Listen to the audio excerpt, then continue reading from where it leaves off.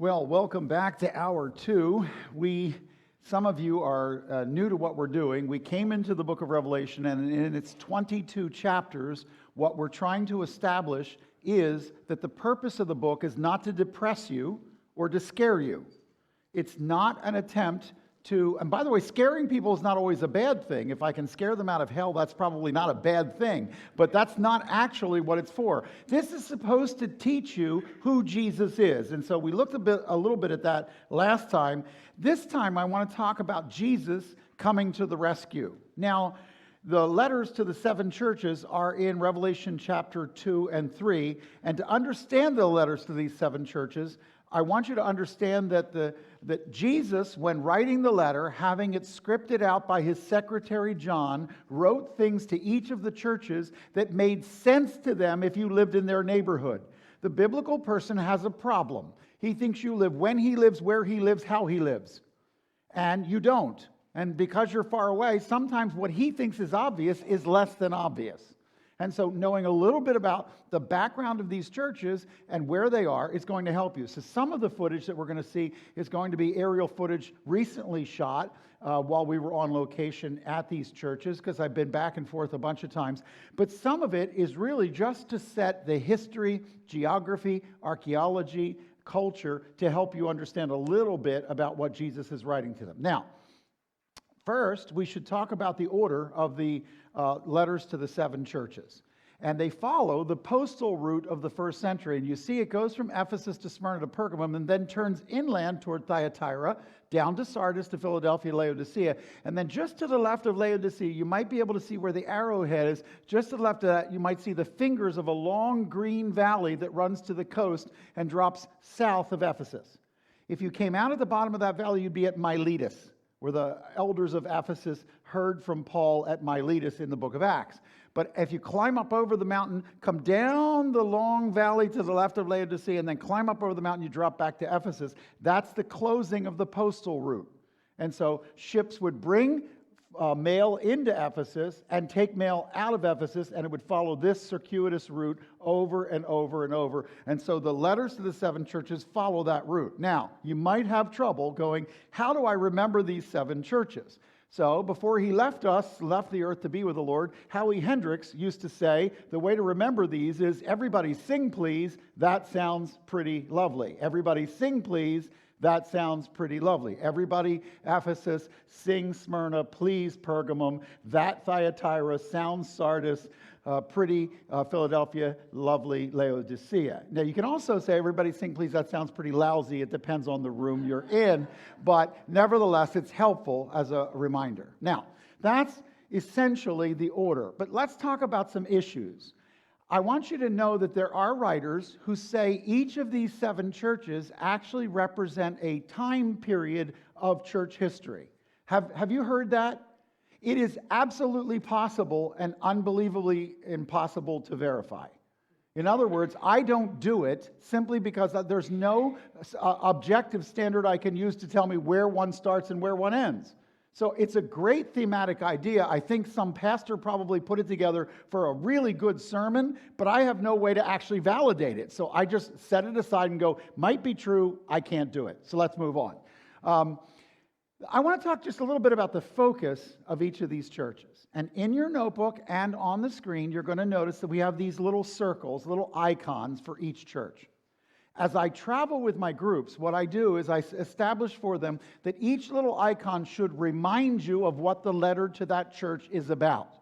So for instance, we start with Ephesus, the beginning, or the everybody of our sing please, right? The Ephesus, and Ephesus has a number 1 in the word priority. Because the difficulty was they were not living out the right priority, the right number 1. What's your number 1? And then we move to Smyrna, and you'll see 3 little, what they look like bags. They're actually weights. 3 weights of trouble that are about to come upon the church because their problem is fear. And then we move to the church at Pergamum, and you see a person in a worshipful position downward because Pergamum is the right zip code for being a pagan. It's the perfect zip code for paganism. It has every major temple of every major god in Pergamum, and the problem is that they're worshiping and then being led toward compromise. And then we'll go to Thyatira. That's supposed to be an arm, okay? What it is this is a blue-collar working town of guilds or unions. It's Union Hall City. And it's, how am I going to get a job if I proclaim Jesus and they put me out of the union? That's the major problem in Thyatira. Then you'll notice in Sardis we'll have a reputation with laurels. Have you ever been in a place that was living on its reputation of the past? You go into a restaurant, it has a great set of reviews from the past, but the present reality doesn't match the past laurels. That's the problem at Sardis. And then I have a little tiny ant for Philadelphia, because they felt marginalized and overwhelmed by evil, which is kind of how I feel when I watch the news. Okay? And so then I have a full tank in Laodicea, because Laodicea was under the impression that they are full, but they are actually on empty. And here's the truth. They are full of themselves, but not of Jesus. So each of these are going to help you to recall it. And my hope is, as we move through them, that icon might help capture a little bit for you. Now, the ending focus for a Bible student should not be on the sin issues of the churches. I grew up in church meetings. Maybe you were like me. The worse you felt about yourself, the better the preacher was. Okay? It was one of these things where they would rail on the sin. But see, the issue here is that Jesus specializes in the healing. You don't go to certain cancer centers because they're known for having lots of cancer patients.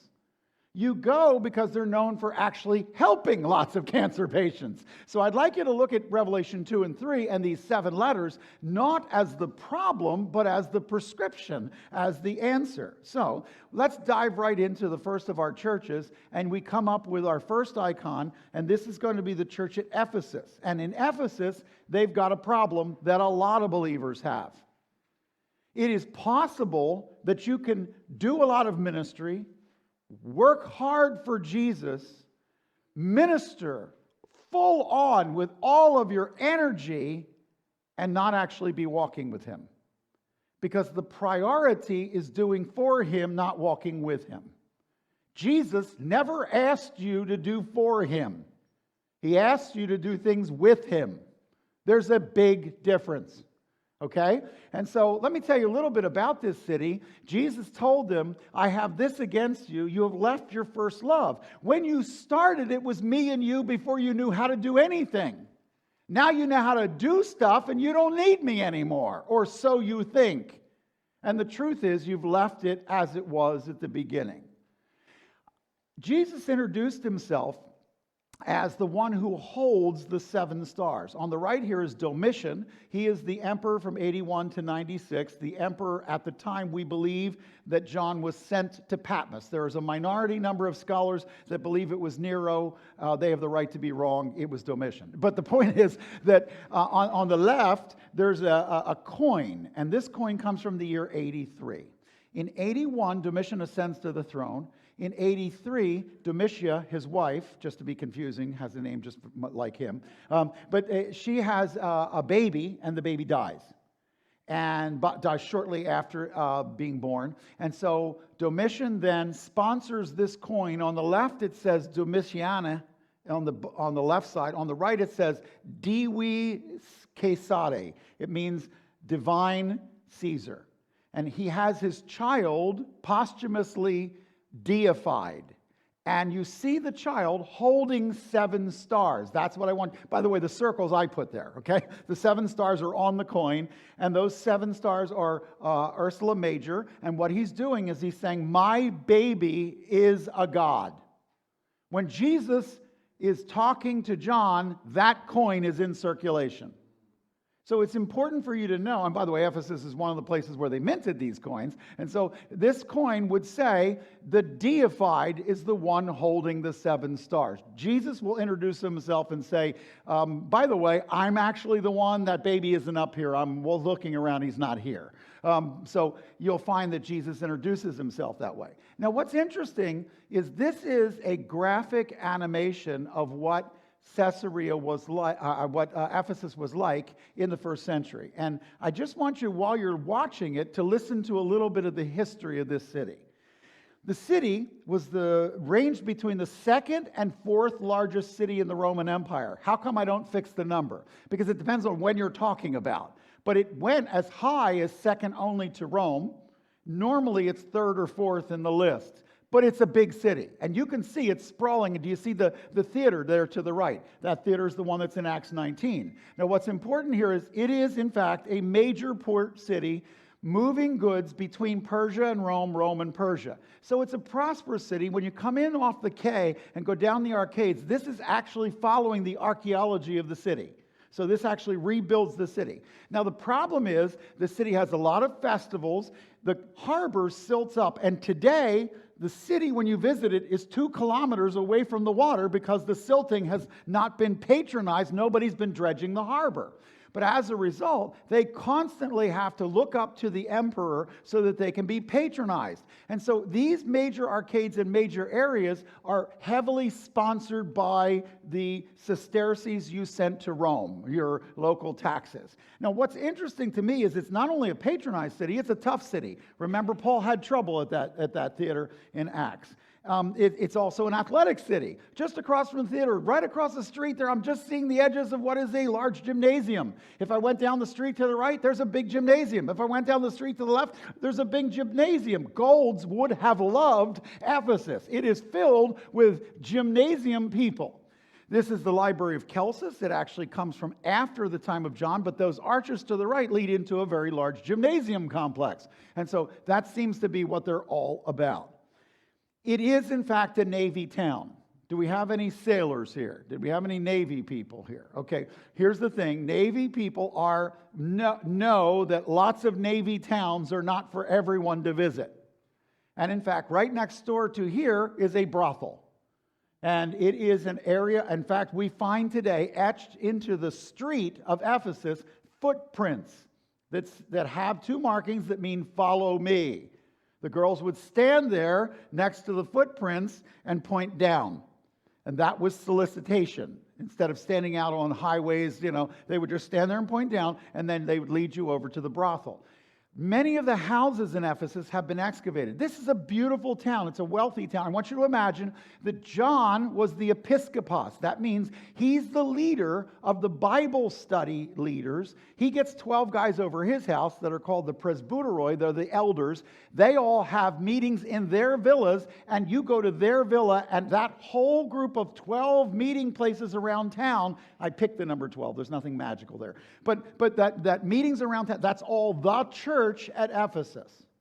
Now, Ephesus was an anchor point for the growing church. Priscilla and Aquila made their way here in Acts 18. Apollos, the eloquent Alexandrian Jew, he was teaching here in Acts 18. The Ephesian 12, who knew about John's baptism but didn't know about Jesus's, they were here before Paul. Paul comes here, and it's a work in progress. And then look at this temple here. This temple is the temple of Artemision, the temple of the non-erotic goddess. So the temple of love was found here. So a lot of people came to Ephesus in order to buy their trinkets and to be buying and selling these trinkets and going to the place of the goddess of love. Now, what I did here was just show you some of the trinkets. This is a statuette that was found that shows you what that was all about. The trade in the Diana of the Ephesians is Artemis to the Greeks. Same woman. She's a many-breasted woman, and to the right, you see the temple of Artemis. This is a tough city. The persecution, the early persecution against Christians thrived in the city of Ephesus. Do you remember that every Roman citizen under Domitian, except for Jews, every other Roman citizen, except for Jews, every year had to go and be registered as putting a pinch of incense at the altar in the Forum or the Agora, the downtown market district, and say, Caesar is Lord. Jews, because of Pompey Magnus in 63 BC, did not have to do that. They got a pass. So Jewish believers in Jesus were getting kicked out of synagogues so that the synagogue leaders could punish them by removing the veil of protection from them, whereby they would have to go and say, Caesar is Lord. They couldn't, then they'd be arrested, then they'd be persecuted. You see it? You're covered as long as you're under the Jewish faith because they have a pre-made arrangement with Rome to bypass this. By the way, that's only one arrangement they have. They also get a king when other people in the Roman Empire didn't get a king. That's why Herod was king. They also get every 7th year a tax abatement because they're a legacy religion that allowed them a sabbatical year. So there's certain things about being a Jew that made everyone else in every other city hate you because you got something special. Okay? In reality, Jesus writes to Ephesus and says, I'm the one who holds the 7 stars. I walk amidst the 7 golden lampstands. That says, I'm in charge of my church. And here's what I know about you. I know your deeds, labor, perseverance. I know you can't tolerate people who are evil. I know you test people who say they're apostles but aren't. I know you've endured because of my name. I know that you've not become weary, and I know you hate the deeds of the Nicolaitans. I know all this about you, but I've got a problem with you. My problem is you left your first love. And what I need you to understand is your priority is off. I want you to remember the high place, the place of love that you have fallen from. And he does a little play on the temple there and says, you need to do something. You need to repent and go back to the deeds you did at first. He said, if you don't, I'm going to remove your lampstand and take away the testimony that you have. Now, look closely at the imagery in the letter. It's obvious what he meant when he said, I'm the one who holds the 7 stars. But when he said you've left your first love, here's what he's saying. It is possible, it is likely for some of us, that we will mistake what the Christian life is. The Christian life is not about the destination. I want you to think about heaven. I want you to celebrate heaven. But that's not what your Christian life is all about. It's not escapism from the bad things of this earth, going through the difficulty and veil of difficulty until I break into heaven. It's not life is terrible and then you die and go to be with Jesus and it's fine. That's not the Christian message. It's not about the destination. And it's not about the journey. It's not all about I want to share with you what the Christian life is and how rich the experience is. It is rich, but that's not the point. Beloved, the point has always been the companion. It's not the journey. It's not the destination. It's who you go with. The Christian life is walking with Jesus. That sounds right, doesn't it? But it's not about the walk or where you're going. It's about who you're with. And when you leave the priority of who you're with, you've missed the point. And we have way too many Christians that are pulling off the Christian life that barely talk to Jesus. And I don't understand. You're telling me you want to go to heaven, which is unending intimacy with Jesus Christ, but you don't want to talk to him now. Why would you want to marry somebody you don't like dating? Okay? It doesn't make any sense. So the bottom line is, he also says, I know that you hate these Nicolaitans. Who are the Nicolaitans? Answer, we don't know. But we do know that there are a couple of possibilities. There is an Aramaic cohortive verb, nikol, which means let us eat. And it could be the Nicolaitans are people who are allowing them to compromise and eat meat offered to idols so that they can show up to their guild meetings and sort of blend in and look like Christianus Incognitus.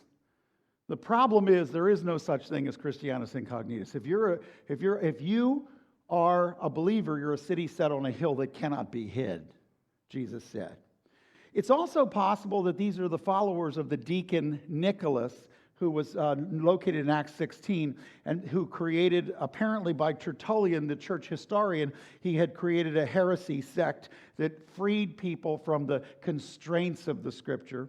It also could be that there's a division between clergy and laity, and Nikao, which means to conquer, like Nike the sneaker. It's very possible that Nicolaitans are conquer people, meaning people that want to see a strict division between the clergy and the laity. And maybe it's one of those three. We just don't know. But here's the bottom line. They didn't put up with them. They stood against them. That's great. But they didn't put first things first. What Jesus says to them is it's possible to have vigilance concerning error. It's possible to take a stand against tolerance and endurance of evil. It's possible to push off popular trends, but if you don't walk with me, you've missed the point. And there are so many believers that need to hear these three words. Jesus said in chapter 2, verse 5, remember what you left behind. Walking with me was the point in the beginning. Get back to that. Second, repent. Change your mind. Metanoeo means to turn around. Change your mind and then change the direction of your feet, right?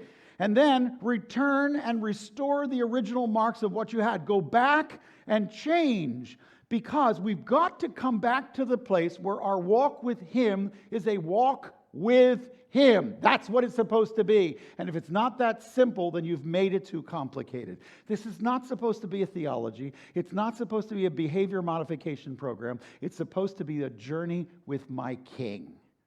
And then you go up the road and you come to a place of fear. We drive about an hour up the road. We go to Izmir or Smyrna. And when we get there, here's my icon with the three weights. And what I want you to see is the key words in the second letter to Smyrna as they faced panic is do not fear. Now, I'm going to tell you honestly, I fly 150,000 air miles and I hate every one of them. I am a person with a really fine, refined sense of gravity. I don't like being off the ground. You know that there are irrational fears and then there are rational fears. Flying in a tube 35,000 feet over the earth seems like a rational fear to me.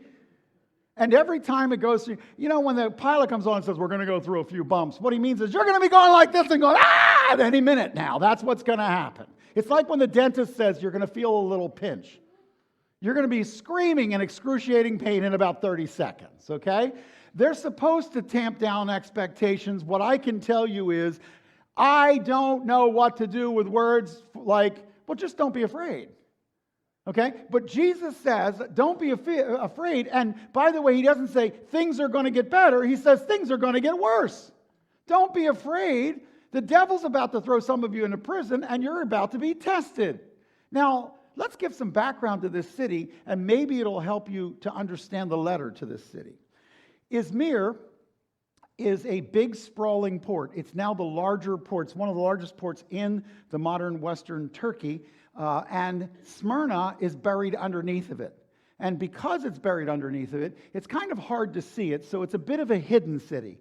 Today, there's excavations inside Izmir, and we can go around and we can find them. This is the Agora, or the marketplace. It's essentially where I'm standing is a strip mall from first century Smyrna. That's where I'm at. And I'm in the Cryptoporticus, which is the downstairs of the two-floored mall, okay? I like to stand there because I believe as a guide, anything that can be said in the sun can be said better in the shade. And so I like to hang out in the shade. But it's a hidden city, and you've got to dig it up.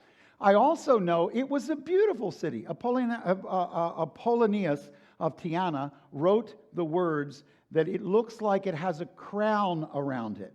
This was a harbor city with an acropolis, an upper city, and in the upper city, all the way around it had this beautiful castle walls around the upper city, and then a temple was inside there, and they put torches around those upper walls, and so when you pulled into the harbor, you saw the lower city below, and then you looked up and saw what looked like a crown, and on the coinage, they used a crown as their symbol because it was a crown of the walls of their city. It had a regality to it. In fact, Aristides wrote this in the first century. All the way down to the shore, it's resplendent with gymnasia, agoras, theaters, sacred precincts, harbors, beautiful works of nature vying with those wrought by man, and there is nothing which does not serve both as an ornament and a use. And he says, this is one beautiful city. Now, in addition to that, it has that crown above it. And when you look at it, it's sitting below Mount Pagus. And with that upper city looking over the harbor, you pull in and you feel this regality as you look up. In addition to that, this is a city that had an archaic city. The archaic city of Smyrna died. It was destroyed. We don't have enough archaeology and history to tell us exactly who and when, but we do know that under Alexander or Lysimachus after him in the 4th century BC, a dead city was revived and reborn. So this is a city that had gone through death and gone through rebirth.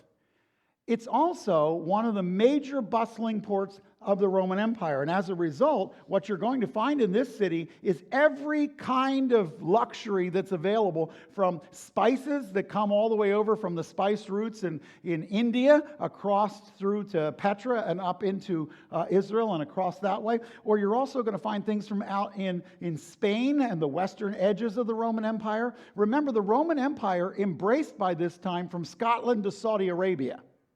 It was a very large area. Do you remember what they called the Mediterranean Sea? Mare Nostrum, our sea.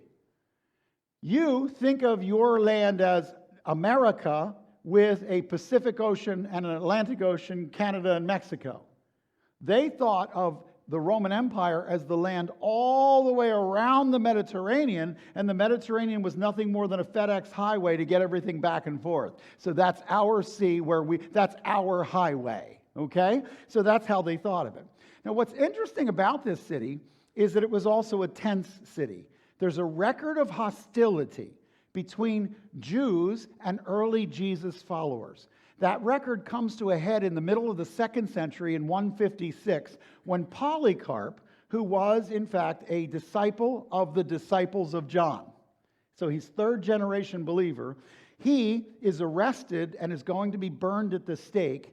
It's a Sabbath day, and we have a record that the Jews of the city, including their leaders, helped pick up sticks to put them on the fire on the Sabbath day to burn Polycarp. And what's interesting is it shows the tension in the city existed for generations. Now, don't get all down on them. We drew first blood. But nevertheless, they were tense and very much. There's real problem in this city. And what I want you to see is what Jesus says to them. He says that, I want you to write to the angel of the church at Smyrna, I'm the first and the last. I'm the one who was dead, and I'm the one who came to life. Now, you know that the city had died and was rebirthed, and so he had something to say to them. And then he said this, I know your tribulation, I know your poverty, and I know the slander of those who say they are Jews but are not. I get what's being done to you. I know that you're struggling because of troubles from others who are not telling the truth. You have money woes, and you're being attacked by these liars. I know this is happening. And this is what Jesus said. Do not fear. Don't fear what you're about to suffer. The devil's about to throw some of you into prison, and you're going to be tested and have tribulation for 10 days. Now, I want you to see something. This is called a tribulum. A tribulum is a toboggan. That's not two of them, that's one. I flipped the bottom so you could see it, and then flipped it up so you could see the top. So that's actually one sled, okay?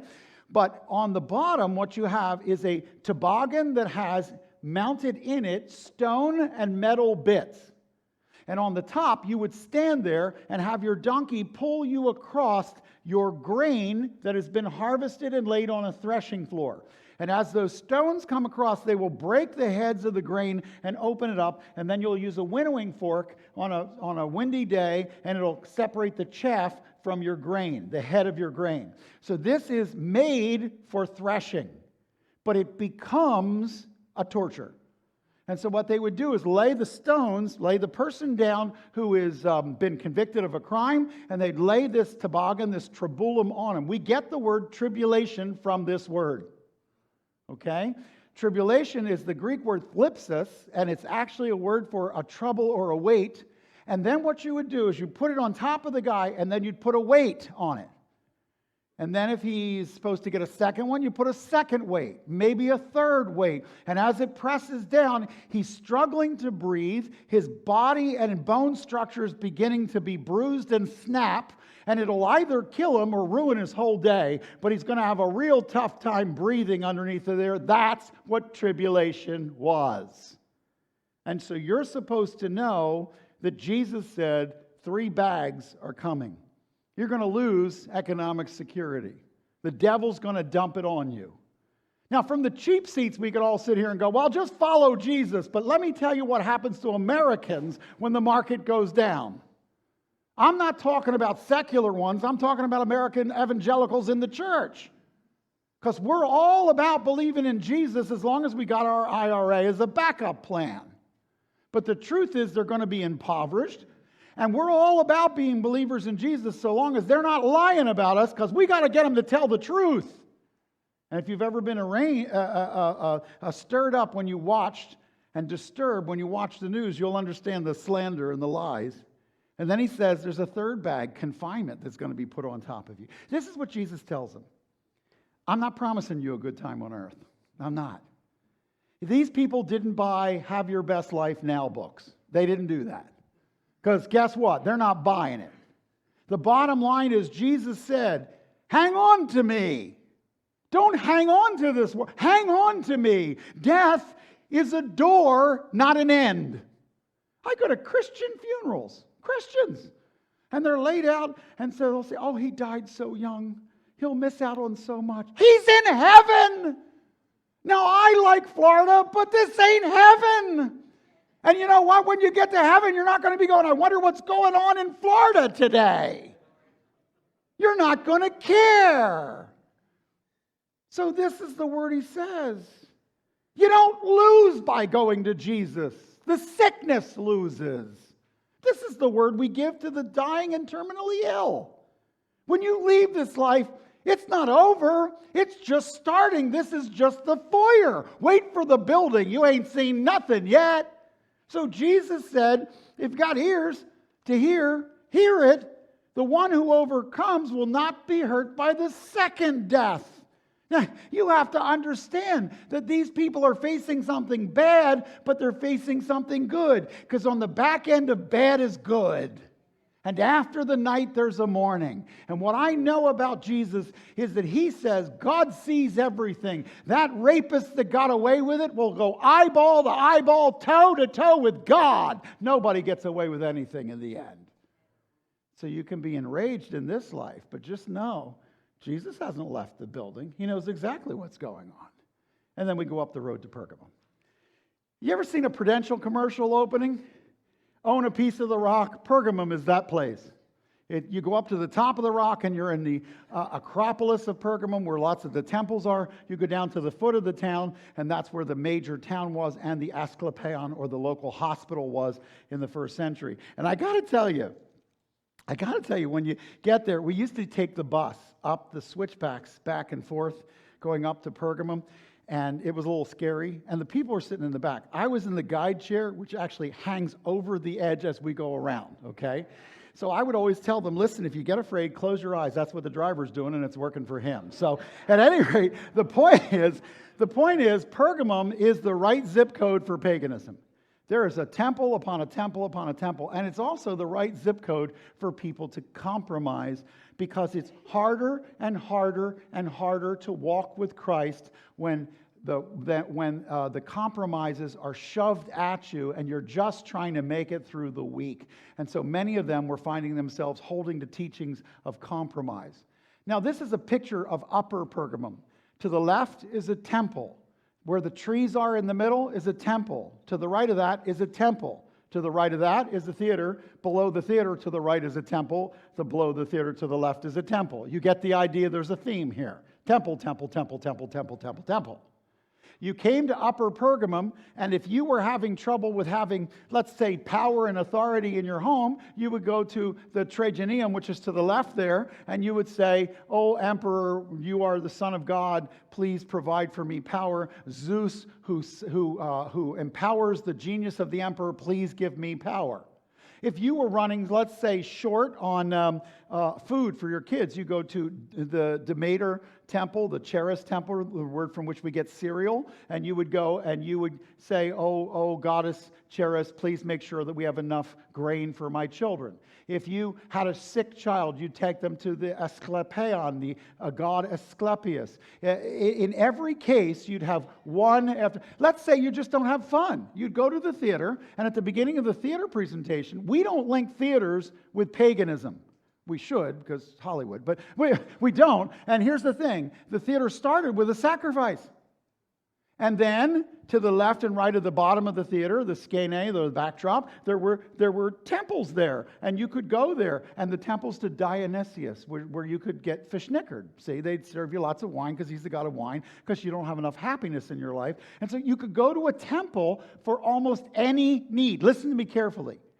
A person in that time was schooled to believe that the gods were specific to specific needs. If you have this need, you go to that god. If you're going to serve Jesus Christ and you don't believe in any of those gods, how are you going to get your needs met? And so, what we know about them, it's a regal city. This city it was the central city for administration for the Romans. Before that, it was for the Hellenistic government. Before that, it was for the Persian government. Before that, it was for the ancient Greek government. So this big piece of rock provided some great opportunities for people who wanted to be rulers and up and coming in the administration. The largest library in Western Asia Minor was found there, second only to the library that was found in Alexandria and later burned in Egypt. We know that it's also a picturesque city. I love to go up there. You know that theater to the right? I got to tell you, when you sit in the nosebleed seats, it actually looks down about at the level that I am looking down at the floor here. It is so steep. Here's what I would not want to be: a popcorn salesman at the theater in Pergamum. The word Pergamus actually means tower, and it's a powerful city, 150,000 to 200,000 people at the time of John, as best we can imagine it. We also know that because of its many temples, it is thoroughly paganized.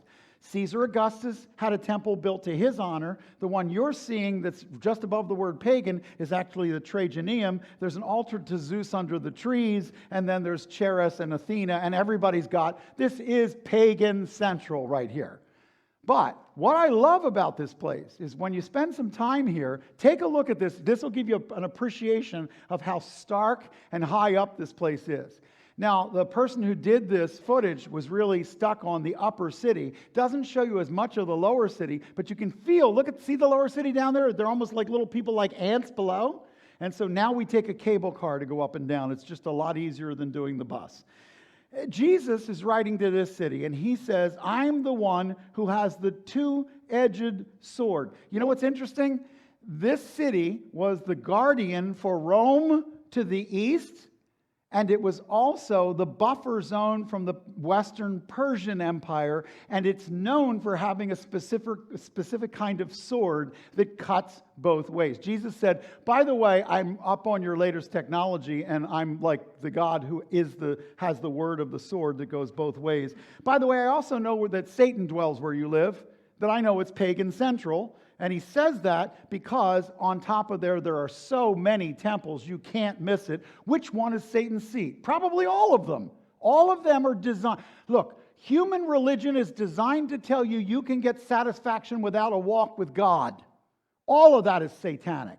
In fact, take all the religions of the world and they stack up on this side. They sound like this. Do this list of things, and in the end, you'll get a paycheck called heaven. Christianity starts off with, think you can be righteous? Ain't gonna happen. Got a list? You're not gonna do it. But I'll tell you what, somebody paid for your ticket entrance, go pick up your ticket. So Christianity is in contradistinction to every other great religion.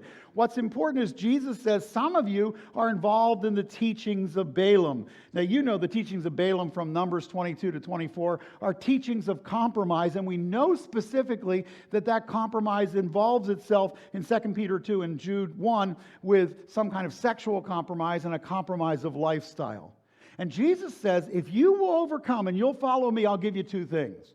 I'll give you hidden manna and a white stone. Now you remember manna means it is what is it. That's what it means in Hebrew. It is what is it. So it comes out and it's there on the ground and we go, what is it? Call it is what is it. And that's manna, manhu. And so he says, I'm going to give you food, sustaining food from a source you don't know that's hidden from you. You overcome, and I'll provide for you in ways you can't believe. And there are stories right in this room of people who can tell you that when the month is bigger than the money, God can provide. Amen? So here's what's interesting. I will also provide for you a white stone. A white stone was a stone of acquittal that somebody could receive from a governor or procurator after they had been convicted of a crime. You are guilty, but I'll give you a pass from having to pay for your guilt. So the white stone is, I'll get you off, Jesus says. This is better than a lawyer commercial on television, right? I can get you off. And here's what it says. Look, when the world loudly proclaims satisfaction can be found elsewhere, we have to take our stand that God can provide for us. But that's the cheap seats. Let's suppose you've got a 5-year-old in first century, and in their 5-year-old little Roman class, all the other kids are getting fevers, and one after the other is dying. And then 2 of the kids go to the Asclepion hospital, and they treat them, and the god Asclepius raises them up, and they're well. And now your kid gets a fever. Do you trust Jesus without going to the temple when you were raised to go to that temple and believe that's how you solve the problem? In other words, are you going to stand with Jesus and God's word in contradistinction to the way you grew up? Or is the default switch going to live and drive your actions? That's Pergamum's problem. And what happens is they could adjust their eyes to the spiritual darkness because the world around them is dark. Guys, you ever go into one of those really nice romantic restaurants where the guy has a white towel around his arm and he takes you to your table? The white towel is because it's so dark in there, the only way to find him is follow the white towel. Now, I think that it's dark in there so that you don't see the spinach in her teeth, because that really, kind of ruins the mood, and the vibe just goes away. But the point is that after you're sitting there for a while, your eyes adjust to darkness. And you put your moral eyes in America long enough, and your eyes will adjust to the darkness, and darkness looks normal. And it's not normal. It's dark. And now we go up the road to another small town from this big, imposing city. We go to the guilds from Pergamum. We leave Pergamum, go to Thyatira, to a city that Pergamum built down the road in the valley to stop the Persians from attacking them. That literally, this city was where all the guilds were. It was where all the local temples, a local 446 would have been located there. And that's what caused people to be populating that valley, because people in antiquity didn't like valleys. They liked hills. That's safer. But in Thyatira, it was, in fact, a closed shop, blue-collar town, meaning you're going to be a part of our town, but you're going to be a part of your Hephaestus shrine because you're part of the metalworkers union. And if you want to do metalwork, you got to go to the union meeting. And if you're going to go to the union meeting, you're going to be a part of the sacrifice and eat some of the meat sacrificed to idols, and you're going to be part of the orgies that follow it. And if you can't stomach that, you can't get a job in this town. Now, maybe you should know some things about Thyatira. It's interesting. These are dedicatories and pieces that are found in Thyatira. Thyatira and Philadelphia are the 2 smallest archaeological sites. People go there and they can't hardly remember having been there because it's like 1 block. And the reason is it was not really a great city. The funny part is its name means barrier or fortress, and it's in the bottom of the valley, easy to be squashed. It's a bit of a joke. So here's what I want you to know. The city itself has a number of things about it. But the one I want you to remember is they were expendable. Their whole purpose was to slow down an attacking army, get destroyed so Pergamum would have time to rally its troops. Now, how'd you like to live in that town? It actually really wasn't a city at all. It was really a truck stop. Call it Pilate. It's basically just a truck stop. It's a small city, but the only way they got 25,000 people to live in this city, it's only, a small portion of the size of Pergamum. How'd they get anybody to live there if they're a bunch of expendables? What they did was they put the guilds there, and you have to go there to get work, and so people end up there for a time. It's like in America in the 1950s after the Second World War, we dropped a number of military stations in little places across America so that there would be an Air Force base there or there would be a training center there. There was nothing there. Not only was it cheaper for us to buy the land, but it also put cities all over America that didn't have cities before because people had to show up for something like working in the military. Does that make sense? That's what this is all about. Now, it was a highly religious city. It was dedicated to Apollo, or the local sun god. And what I want you to see about it is that it was religious, but here's the key.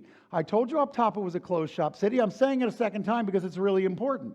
You need to understand, You're not going to work in this city. You're not going to have a way to meet your needs or feed your children if you're not going to ascribe to the paganism that goes with your union. You don't get work otherwise. So these stones behind it have dedicatory inscriptions, and many Roman sites have dedicatories from patrons and from wealthy people. This one was all union halls gave this building. Union halls gave this building. It's all a union city. And the important thing is it put a lot of pressure on people who wanted to follow Jesus but stay working. It's easy for us to sit back and go, well, people ought to take their stand for Christ, but it's not costing us to do that. What if it costs you your job? What if what if you went into honorable service for your country only to be told that you had to change the way you addressed people according to how they felt they were today, and you either had to compromise truth or lose your job? Ask teachers all over America. Ask people in military. It's starting to come back to a village near you. It's easy for us to talk about it. It's hard for us to do it. So it was pressured, and Jesus described himself as the Son of God with the eyes of a flame of fire, burnished bronze feet. He said, I know your deeds, love, faith, service, perseverance. I know that you're even growing in your deeds, but here's my problem. You have tolerated this woman Jezebel, who's telling people that they can do things the Word says they can't do sexually and involve themselves in these union meetings that have these feasts. She's telling you that what God's Word says doesn't apply to you because of your situation. Now, I know you've never heard anything like that. But it's amazing. She's saying toleration should be the big thing that marks us. But holiness should be the big thing that marks us. And Jesus said, I gave her time to repent, and here's what I'm going to do. You know those couches that you go into in those union meetings and you lie down and you have these orgies? He says, I'm going to throw her down on one of those couches and make her sick because I'm done. And these things that are sacrificed to idols, I addressed that in 1 Corinthians 8 already. And I'm going to cast her into the clean or the dining couch, and I'm going to deal with her sin. And I want you to understand, I understand the reason for your compromise, but you're called to follow my word. You're not called. We are not Jesus' PR firm. We are not here to make the Bible more palatable to unsaved people. We are here to speak the truth, walk the truth, live the truth in great love. Guys, I'm not angry that people have these views. If I was lost, I'd have them too. So would you. Don't be mad at them. They're ensnared. My heart breaks for people who are carved into with the claws of the enemy. And I'm praying that God will give us the opportunity to speak into their lives to set them free. I'm not mad at them, but I'm also not going to become one of them. If we join them, they don't join us, we join them. Let me say it this way. Walt Disney dreamed of Epcot, experimental prototype community of tomorrow. It was supposed to be 20,000 people living in an organized community with advanced technology and living in a way that was ecologically sound and technologically vivid. Walt died before it ever happened. What it became was a theme park. The original vision of the person was gone. And just the hollow shell of it was taken over by people who made money from it. Now listen, Jesus Christ cast the vision of his church. And what I don't want it to become is a theme park. His original vision is what we're supposed to be following. Moral compromise kills our message. And Thyatira knew it. So let's go down the street a little bit. And I have to appreciate the way these guys worked hard. And just know that while they were working ever so hard, Jesus was saying, it's not your work that's marking you. A church can do everything right, everything. And have one person immorally charged in the newspaper, and no one cares about everyone else in that church that's walking with God. The moral compromise is a poison pill. And I don't know if you know this, but it's killing us nationally. It's killing us. So here's what I can do. I can get all upset and try to figure it out, or I can walk with God. I can take responsibility for what I'm supposed to be doing. and let God deal with running the universe, because Randy's just not capable of doing that. Although some days he really thinks he is. Okay, let's go up the street, and we go to Sardis, and this is an old town with a great reputation. And he says, I know you have a reputation for being alive, but you are dead. And that's news to them, because they think no one's blown taps, and they still feel their heart beating, so they think they're doing okay. Sardis is a beautiful place. I love it. Do you see the top of that hill in the center?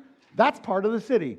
Now, around it, much of it collapsed in 17 AD, just in the early time when Jesus was walking on the earth. The upper city largely collapsed. But in antiquity, the wall line went all the way up and embraced that top hill. It was a mighty, mighty city. And what I find about this city that's so interesting is a city that was known, reputed to have been so ever so strong. It's right along the Pactolus River. This is where we get electrum, which is a gold and silver alloy. The original coin, if you have coins in your wallet or in your pocket today, they started there. That's where coinage was first founded. And in Sardis, it is the ancient site of the oldest mint in the world. You can actually see the beginning of money. You can go there and stand at the first mint. Okay? So obviously it became quite a wealthy city. There's only a couple of people in antiquity, a couple of kings that are associated with great wealth. Midas in Phrygia and King Croesus in Lydia. This is the capital of Lydia, and King Croesus was the capital here. Was the ruler here. And he ruled from this place the entire Lydian kingdom. And one of the things we know about him is that he was a person of legend. In 546 BC, Croesus went to Delphi, to the oracle of Apollo, and asked the question, should I attack the incoming Persians? The Persian army was coming under Cyrus. Should I go out and meet them and attack? And the oracle replied the way the oracles always reply. They sound like Yoda, right? If you go to war, a great empire will be destroyed. Doesn't tell him which, it might be yours. All it says is and he hears what he wants to hear and says, well, I'm going to win. And he goes out there and he fights Cyrus to a stalemate. He comes back for the winter to stay in his house, and Cyrus did not dismiss his troops for the winter, but rather sent them after him. They besieged the city, and all around the city were the Persians, and inside the city were the Lydians. And then there was this Lydian guy who was up on guard duty. This is the story. He dropped his helmet. It went off, dunk, dunk, dunk, dunk, because he was up on that high hill. A few minutes later, a Persian was outside watching, and he noticed a guy just came out of a bush, grabbed the helmet, and then went back behind the bush. And he said, there's a tunnel there. So he told his commander, and he was of the Ahmar tribe. The Ahmar tribe then attacked that tunnel and took the city from inside because they weren't guarding the back door. Why? Because they didn't think anybody knew it was there. Here's the odd part. 300 years later, different armies. Now you have Antiochus III for the Greeks, or Macedonians. He's besieging Sardis, and there's a Cretan soldier by the name of Ligurus who observes on the wall that there's some vultures on that section of the wall. And if vultures are there, there can't be guards. And he tells his commander, and they attack from an unguarded place in the wall. Twice in the history of this city, these people were foolish enough to not guard the whole city. They only guarded part of the wall. And so when Jesus actually writes to them, he says to them, listen, I know some things about you. I know your history and your past. I'm the one holding the 7 stars, and I want you to be constantly alert. Wake up and guard your walls. Or I'm going to come as a thief and I'm going to surprise you. And there are some of you who didn't soil your garments. By the way, Lydia was that place where lots of garments went out. And you know that the Lydians were famous for their making of garments. We even find a fragment. Inside this temple was found a fragment of cloth in 1969 with gold threads running through the cloth. You could actually buy gold threaded cloth from here because they have lots of gold. He says, listen, you're dead. You think you're alive. I'm going to come as a thief. There, in 1968, they found 300 crucibles for gold in the area of this city. So they knew what thievery was all about. They knew what protection was all about. He says, wake up your guards that are on duty. Search for leaks and seal your breaches. Review the basics. Pursue change. Focus on what you have. And if you do that, here's what I'm going to do. I'll confess your name, which is the credit term for buying and selling here. When you had a debt you couldn't pay, someone else could come in and stand as a marker and confess your name. And that's how you were guaranteed in your loan. That blotting out of names, when you lost your credit, you were blotted off the record, or when you paid your bill, you were blotted off the record. So Jesus talks about their past and their reputation, but he directly looks at them and says, there's something important you need to hear. Now listen, guys, some of you are even giving money to this day to organizations that have a great reputation that aren't what they were a generation ago, and you haven't yet heard. The past is gone. The present's our call. And we have to be vigilant and we have to be vigorous in truth. And if you get that, you get the idea. Now let's go up the road to Philadelphia. Philadelphia is this tiny little village. It's this small little place, and every time I go there, everybody goes, this is it? In fact, Jesus said to them, I want you to hold fast to what you have. Meaning, I know you're losing stuff left and right, but hang on to what's left. Okay? Philadelphia sits on a fault line in Asia Minor that is bigger than the San Andreas Fault. This thing makes that look like a baby. As a result, the problem with living in Philadelphia is things fall down all the time. This is 4 pillars. You can't see the first. I'm standing next to the first one, but there's 3 others in the scene. And this is from the 4th century. But this is one of the older buildings in town. Things in Philadelphia fall down. You know what the biggest problem with living in Philadelphia? Doors don't work. Because when you have a lot of shaking, the doors settle and you either open it and you can't close it, or you close it and you can't open it. Okay? There's a real problem. There used to be, I don't know where it went, but years ago, about 30 years ago, I used to come to this place, and there was a pillar that said, so-and-so made this column and erected it in the temple, may it be to him a blessing. And then his name is crossed out. Another one says, so-and-so made this column and erected it in the temple, may it be to him a blessing. And a third time it's crossed out, so-and-so. That thing kept falling over. They kept standing it back up. When you live in an earthquake region, the place rocks and rolls all the time. Now, it's a young city. It was only founded in the 2nd century BC. It is, in fact, a very transient city. It's more like a truck stop. People are passing through. It faces a lot of natural disasters. I have to tell you, they are frustrated because you just about get something going. I lived in Florida through one hurricane after another hurricane after another hurricane. And boy, when I first moved back from the Middle East and moved to Sebring, 3 hurricanes crossed Sebring. Had never happened in history, and they all happened the year after I moved in. And I was starting to take it personally. Okay? I'm just saying, you get frustrated with all of it. It was a needy city because they constantly needed some patronage to come and help pick up what was there. But there's something else. You're going to be absolutely shocked. You are not going to believe what I'm saying, but I'm telling you it's the truth. In 17 AD, they had a huge earthquake under Emperor Tiberius.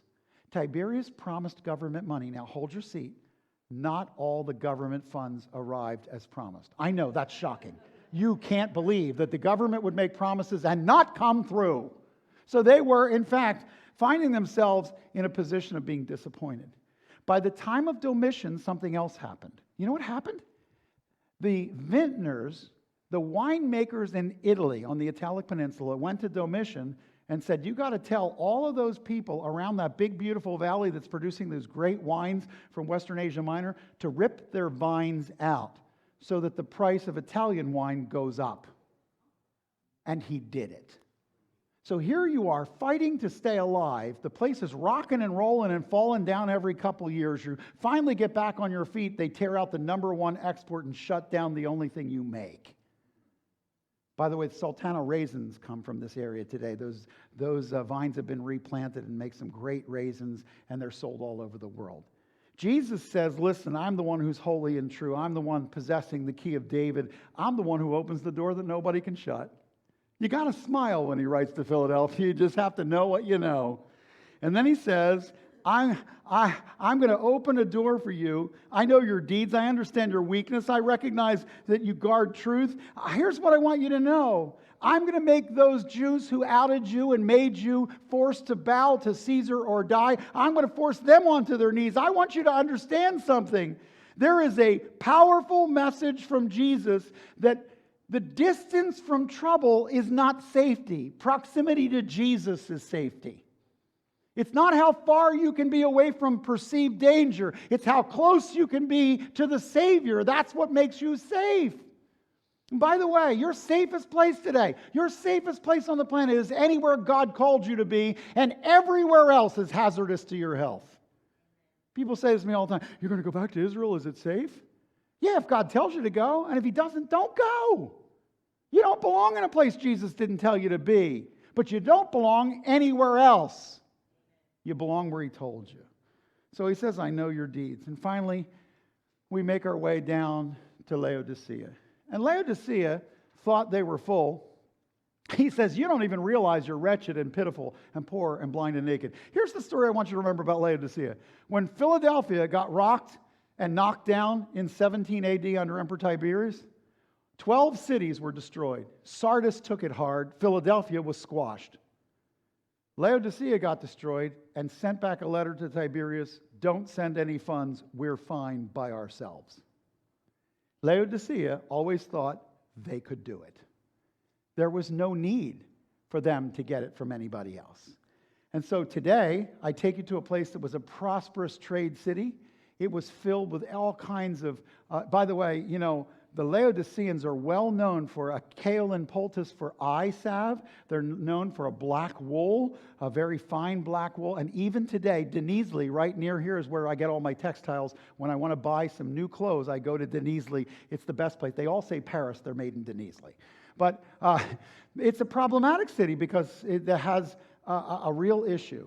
Laodicea sits between the Taurus Mountains and the hot springs of Pamukkale.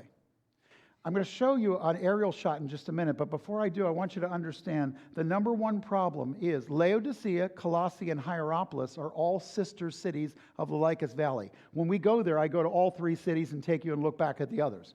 And here's the important thing. Colossae was the smallest one, but even today, Colossae is where the bottled water comes for all over Turkey. It's got great water. Hierapolis has hot springs and usually a lot of naked German tourists. Laodicea is without good water during part of the year. And we have the pipes from ancient Laodicea that got so much calcification in them that the water had an emetic effect, meaning at the wrong time of year it would make you throw up. Now, watch this. This is a great shot. This was just shot this year. Now, I'm looking west, and you can see to the west over toward Hierapolis, but as we swing around, you're looking to the south, and look at the skyline along the edge, and you're going to start to see snow-capped mountains to the south. That'll be the Taurus Mountains. I'm just beginning to see the taller mountains come in now, and now I start to see the snow caps. Do you see them? Now, if I stood at that building in the center, looked at those snow caps and turned around this way, I would see white in the other direction to the north, but that wouldn't be snow. It would be calcification that's coming off of what's called Pamukkale, the cotton castle, the hot springs. Listen, guys, Laodicea is halfway between the cold snows and the hot springs. And its water will make you throw up. And if you understand what Jesus understood, by the way, all that excavation is the last 20 years. A couple guys from Denizli put a lot of money together and started the excavation. I got to quit, but I want you to know something about this city. Jesus said to them, I am the Amen, the faithful and true witness. I know your deeds. Here's what I want to do. I want to take you shopping. He says to them, buy from me refined gold, white garments, eye salve. Guess what they sold? Refined gold, black garments, and eye salve. And he says, be zealous and repent. When they refused government assistance and government aid, it was endemic to who the people were. I got this, man. I can do this on my own. Listen to me carefully. Laodicea was the church that thought it could pull off ministry without God. Ministries that focus on outcomes and relevance, they are caustic to Jesus and truth. If you can do this without Jesus, then you are running a great organization that is really well led. It's just not a church. And the bottom line is they were full of themselves and deprived of God's Spirit.